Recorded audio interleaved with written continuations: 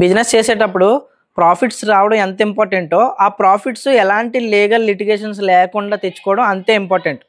జోకాట్ లాంటి ఒక కామర్స్ యాప్ని రన్ చేసేటప్పుడు మనకి మామూలుగా ప్రోడక్ట్స్ మనకు నచ్చినట్టుగా ప్రైసింగ్ పెట్టేసి నచ్చిన బ్రాండ్ నేమ్ పెట్టేసి చేసేస్తే మనకు మంచిగానే ప్రాఫిట్స్ వచ్చేస్తాయి. కానీ దానిలో చాలా లీగల్ ప్రాబ్లమ్స్ ఉంటాయి. అంటే నువ్వు ఒక అన్బ్రాండెడ్ ప్రోడక్ట్ని బ్రాండెడ్గా అక్కడ పెట్టేసి దాని ఎంఆర్పి కంటే ఎక్కువ రేటు పెట్టేసి మనకు నచ్చినట్టు విచ్చలవిడిగా అమ్మేస్తే ఖచ్చితంగా జోకాట్ అనేది ఎక్కువ రోజులు రన్ అవ్వదు. లీగల్గా నోటీసులు వస్తాయి, అవసరమైతే అరెస్ట్ కూడా చేస్తారు.